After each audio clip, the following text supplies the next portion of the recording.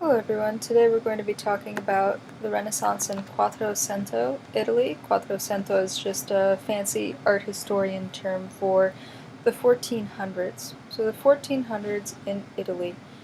The artwork that we're going to be looking at today is often referred to as early Renaissance artwork, and the heart of the early Renaissance was the city of Florence, Italy, which is in northern Italy up here.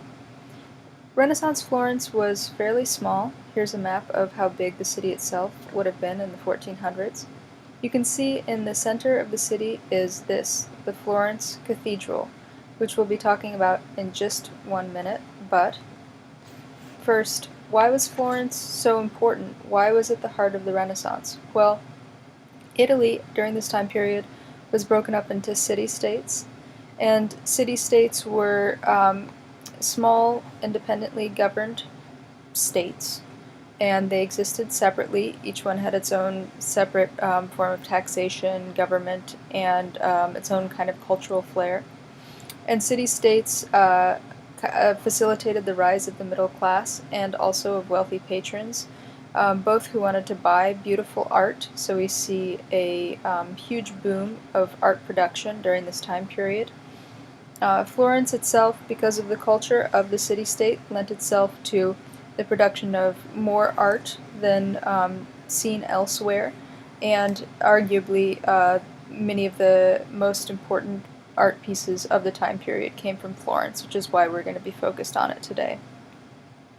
Why is this called the early Renaissance? Well, because during this time period we see a return to classical ideas.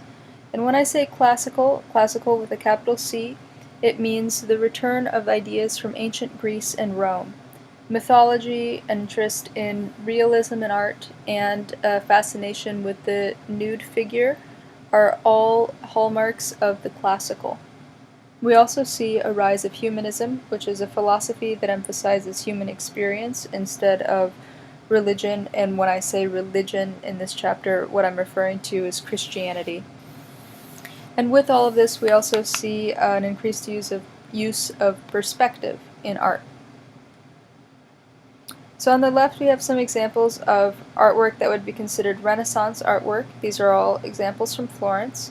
We see Donatello's bronze nude of David, and it's a nude, it's freestanding, and it doesn't, when you look at it, it might not immediately make you think of Christianity. So these are all very Renaissance aspects of it. We see Brunelleschi's dome, which was a new innovation in architecture. And then we see the Birth of Venus, a painting that was done in reference to ancient Greek mythology. On the right we have artwork of the Middle Ages, and so the medieval ages preceded the Renaissance, and you can see when comparing these how different they are. The artwork of the medieval ages is generally flat and fairly conservative, and most of it is religious in nature. And again, religious, I mean Christian. Many art historians argue that the Renaissance began with the creation of the doors of the Florence Baptistry. So the Florence Baptistry is a small building associated with the Florence Cathedral, which is in the heart of Renaissance Florence.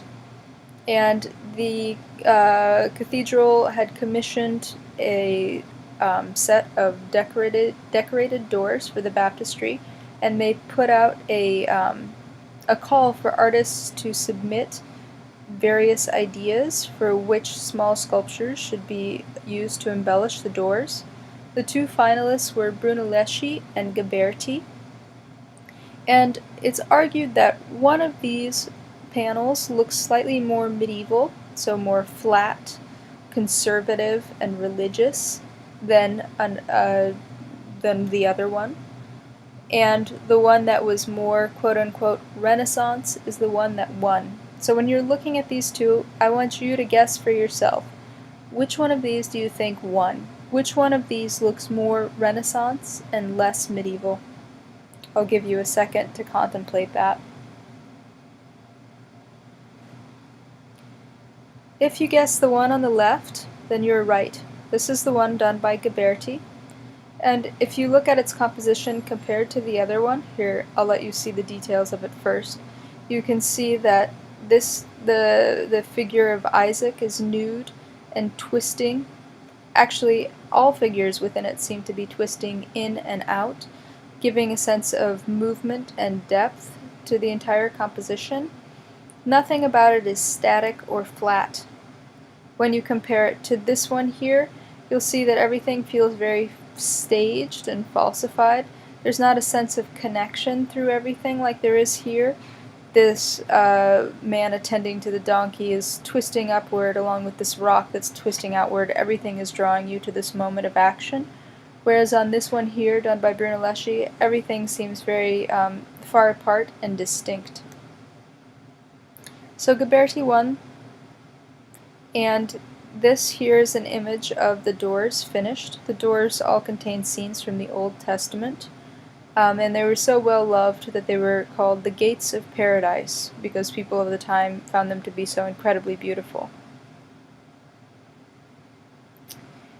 In many of the images on the Gates of Paradise, we see a use of perspective, and perspective was perfected and used by many artists of this time period during the Renaissance.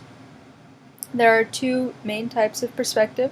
There's linear perspective, which uses grids and lines to draw a perspectively accurate image using various systems that look kind of like this. And then there's aerial perspective, which is more about creating the illusion of fading into the background to create the idea of deep space. So when you look at mountains, the ones in the background are bluer and have less detail. This is an example of aerial perspective. Ghiberti used perspective when designing the images for the Gates of Paradise. In this one here, a detail of Isaac and his sons, you can see how linear perspective was very obviously used to create the idea of depth. This painting also obviously uses linear perspective, and artists during this time period were perfecting perspective, so some uses of it seem very straightforward and almost awkward. In this one here, it seems like this is almost a staged set where characters are staying within each of these grid lines that are created by the perspectival system.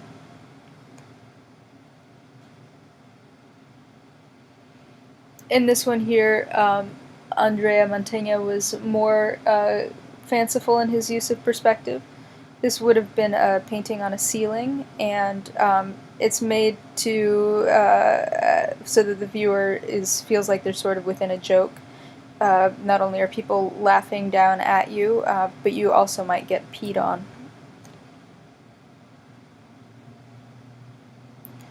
We're going to look at some painting, but first we're going to start by looking at paintings by Masaccio. Masaccio died at a very early age, and he's considered to be one of the first important painters of the Renaissance, which is a shame. Who knows what he would have created if only he hadn't died so young. Masaccio means messy in Italian because he never spent much time on his personal appearance and instead devoted himself almost entirely to painting. In his paintings you can see the use of perspective, of classical, again ancient Greek, body types, and contrapposto, which is a stance that was often used in ancient Greek artwork, which we'll talk about further towards the end of this lecture. Also chiaroscuro, which is a form of shading that allows the creation of a more realistic picture, and balanced symmetrical compositions. His most famous works can be found within the Brancacci Chapel, and they are very narrative in the way that they're composed. This here is a type of narrative that might seem a little bit awkward to us today, but was very innovative during the time period. We can see the repetition of a single figure over and over to depict a story that's being told in parts. What else can we see? Well, we can see the use of perspective. Here's linear perspective used to portray this building, and aerial perspective used to portray a receding landscape. We see an interest in the human form that is uncharacteristic of artwork of the Middle Ages. So here, careful attention is paid to the anatomy of the figures. There's also the use of light to give the figures weight and form. This is his most famous painting. It's been slightly damaged over time. Originally, both the sword and the rays would have been painted bright silver, but the silver oxidized. And these lines here behind the figures are just an effect caused by the fact that this was painted onto plaster and has seen some renovation and deterioration over the years. Vasari, a very famous art critic, is quoted as having said that the works made before Masaccio's day can be said to be painted, while his are living, real, and natural. And this just emphasizes, again, the point that I'm trying to make about Masaccio, that he's one of the first painters to really revive these are some classical ancient Roman statuary ideas into painting. Look at the weight and the attention to detail in both of these figures. You feel like they're really alive, but they also are quite expressive. Looking at them, you can feel Adam's shame and Eve's utter pain of being expelled from paradise.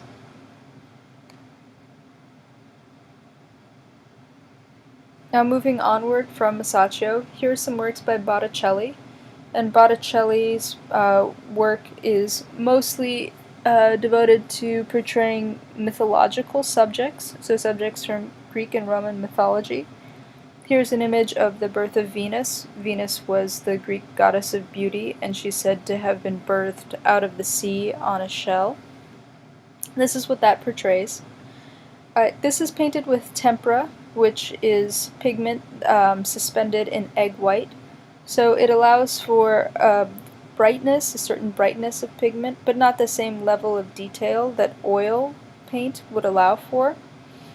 When critics first saw this painting, they said that it looked as though Botticelli had dipped a sponge into green paint and tossed it at the canvas to paint the greenery in the background, because they saw within it a deplorable lack of detail.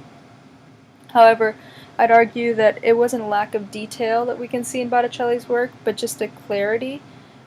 The focus is only on the parts of the image that are most important, which are the figures, and the attention that's given to trying to accurately portray the nude human figure. This is maybe even better done in this image here, Primavera. Again, this is another Greek mythological image. We see Cupid at the very top, and he's aiming at the three graces. We've got Zephyr, a wind god here, who's chasing away spring, and this here could maybe be Mars, and he's got a little wand. He's poking up here at what might be an encroaching storm. And this here is the figure of Spring, Primavera herself. What's important about this is, again, the revival of Greek and Roman ideas, and the attention that's given to portraying the human figure and the natural world. So we see a real movement away from the heavily religious imagery of the medieval ages. Which isn't to say that all artists of the time period were moving away from the Middle Ages entirely.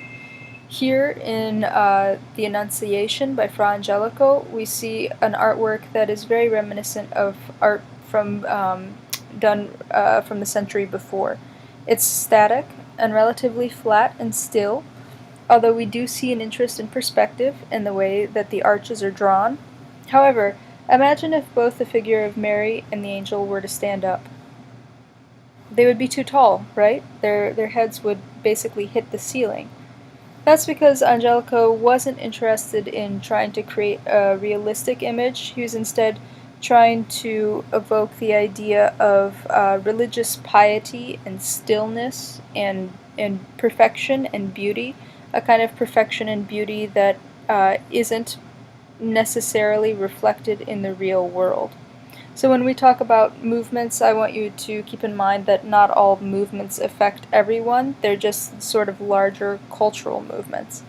I'm including this one here as a starred image because although it might not be typically a Renaissance in the different elements that we see portrayed within it, it is incredibly beautiful and it is a very important and influential image in its own right.